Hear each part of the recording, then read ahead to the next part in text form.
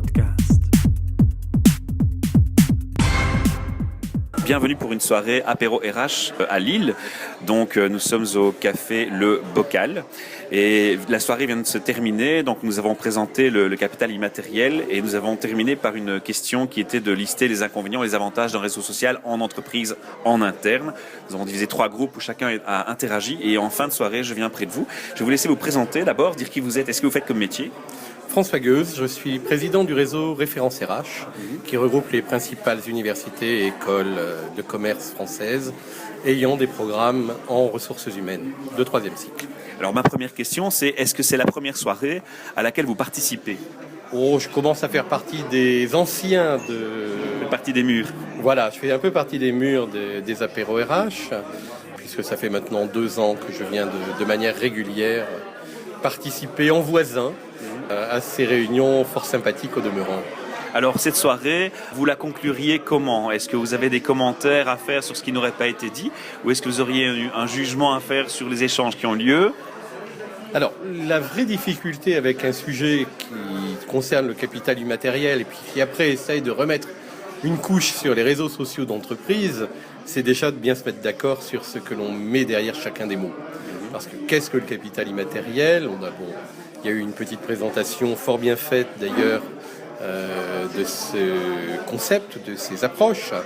Mais après, il faut, dans la question qui nous était posée, c'était comment on utilise les réseaux sociaux pour développer et valoriser le capital immatériel. Et là, optimaliser ce capital. Voilà. Et là, c'est toujours beaucoup plus compliqué, puisqu'en fait, derrière certains concepts qui parfois relèvent plus des grandes discussions d'entreprise et des grands discours qu'on peut faire en chair, on vient mettre un outil technologique qui vient essayer de donner un petit peu de matérialité à tout cela. Alors qu'en fait, on a bien souvent mal défini ce qu'on mettait derrière le terme capital immatériel. Un sujet aussi qui est venu dans les échanges, c'est la communication qui est importante. Globalement, en la matière, le réseau social d'entreprise a tout un ensemble de fonctionnalités. Et l'une des principales fonctionnalités, c'est bien d'être le support et d'être une nouvelle forme de communication entre toutes les parties prenantes au fonctionnement de l'entreprise, que ce soit les collaborateurs, que ce soit, les managers, la direction, mais aussi des experts qui peuvent être intégrés de façon temporaire à l'intérieur. Et derrière le réseau social d'entreprise se pose toute la question des communautés de pratique. Communautés de pratique qui peuvent travailler soit sur des problématiques de gestion du quotidien ou s'inscrire dans des logiques de type gestion de projet.